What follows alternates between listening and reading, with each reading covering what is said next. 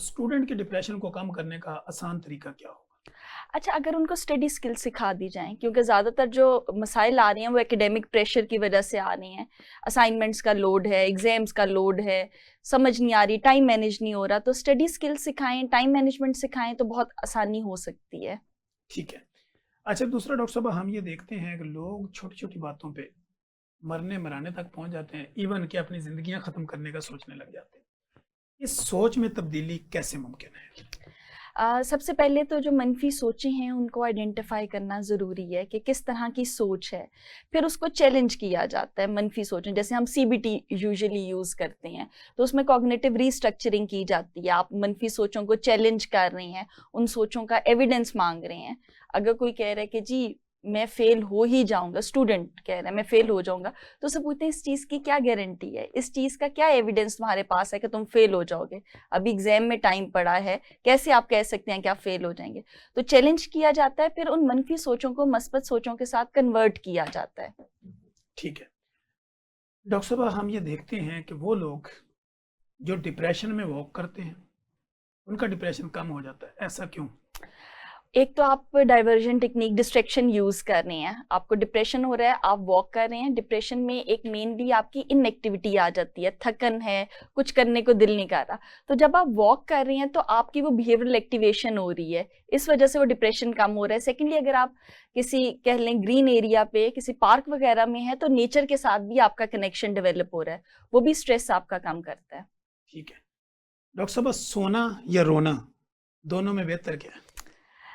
मेरा ख़्याल है कि यही 2 ऑप्शंस हैं तो रोना बेहतर है, आपका कैथार्सिस हो जाता है। ठीक है, आपके दिल में जो भी पेंट अप इमोशंस हैं, फीलिंग्स हैं, वो आप रो के निकाल रहे हैं। ठीक है, सोने से क्या है, आप सो गए, सो के उठेंगे, अगेन वही चीज़ें, वही सोचें चल रही होंगी। ठीक है।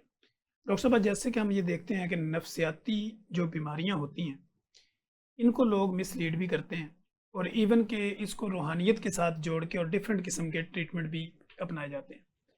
आपके नज़दीक नफ्सियाती और रूहानी दोनों में अगर चूज़ करें, तो इसका बेहतर ट्रीटमेंट कैसे करेंगे? सबसे पहले वार्निंग साइंस को देखना ज़रूरी है। अगर नफ्सियाती अमराज हैं तो उसके कॉमन कुछ वार्निंग साइंस होते हैं हर नफ्सियाती बीमारी का। ठीक। अगर वो साइंस आ रही हैं तो नफ्सियाती इलाज ही उसके लिए ठीक पेशेंट के लिए रहेगा।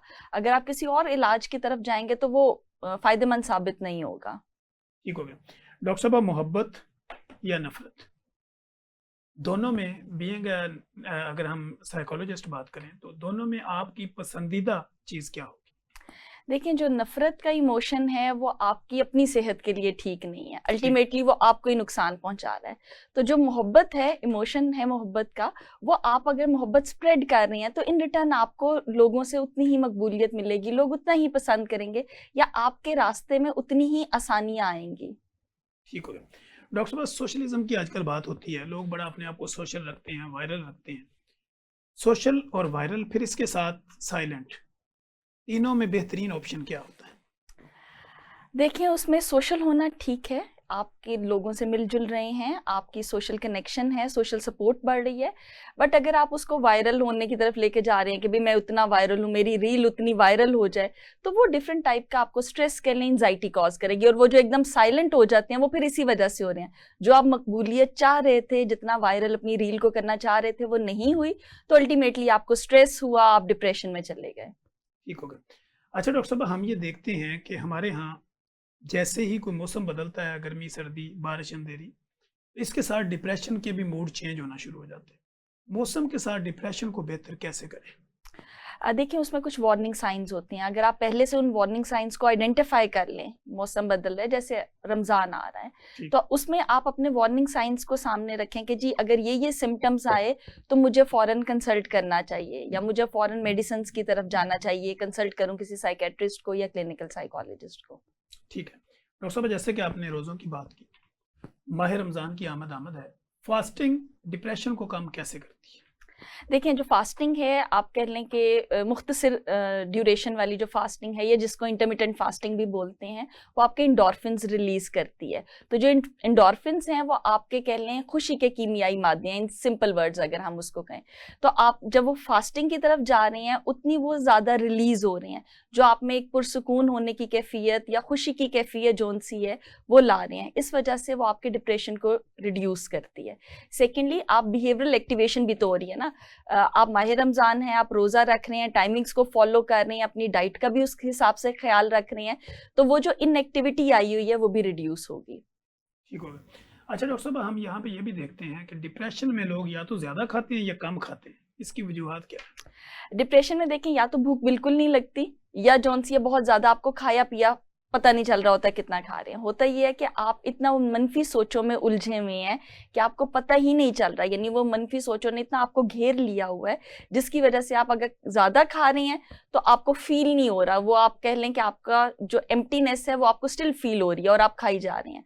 और अगर जिस तरह बिल्कुल दिल नहीं करता तो अगेन आप उन थॉट्स में इतना इंडल्ज हुए हुए हैं कि आपकी भूख ही ख़त्म हो गई है। डॉक्टर साहब, अगर हम टाइप्स ऑफ डिप्रेशन की बात करें तो कितनी टाइप्स हो सकती हैं? देखिए, उसमें अगर हम जिस तरह हम as a clinical psychologist DSM को फॉलो करते हैं तो उसमें मेजर डिप्रेसिव डिसऑर्डर आता है। बट अगर उसका क्राइटेरिया मीट नहीं कर रहा, वो आप कह लें थोड़ा सिविरिटी की तरफ है, ज़्यादा एक्सट्रीम लेवल पे है, तो उसमें आपका लेस वाली भी डिस्थेमिक डिसऑर्डर भी आ जाता है, जिसमें जो डिप्रेशन है आप यूजुअल एक्टिविटीज़, रूटीन की एक्टिविटीज़ परफॉर्म कर रही हैं, बट अगेन वो सैडनेस की फीलिंग, वो एम्प्टीनेस की फीलिंग मौजूद है।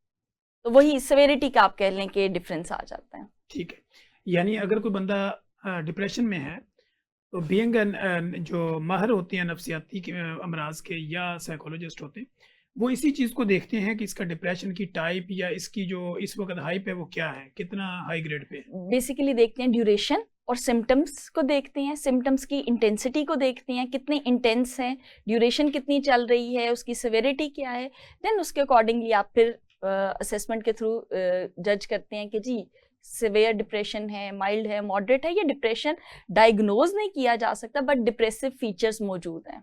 ठीक है डॉक्टर साहब, रोज़ा जो है वो डिप्रेशन और एंजाइटी के मरीजों को कितना हेल्पफुल कर सकता है या कितनी उनकी सपोर्ट कर सकता है? अच्छा, अब जो रोज़ा है, मैंने जैसा पहले कहा इंडोर्फिन्स रिलीज करता है, बट अगर बहुत लॉन्ग ड्यूरेशन का रोज़ा है, कुछ जगहों पे जो रोज़ा है उसकी ड्यूरेशन बहुत लंबी हो जाती है, तो वहाँ पे आपका कॉर्टिसोल, खासतौर पे जो डिप्रेशन के पेशेंट्स हैं वो वल्नरेबल हैं, कॉर्टिसोल वो ज़्यादा रिलीज़ करेगा, स्ट्रेस हार्मोन है उसकी वजह से बेचैनी भी होगी, थकन भी होगी, आपका जो सेरोटोनिन है वो कम रिलीज़ होगा जो आपका मूड को रेगुलेट करता है, तो डिप्रेशन के सिम्टम्स सवेयर होंगे।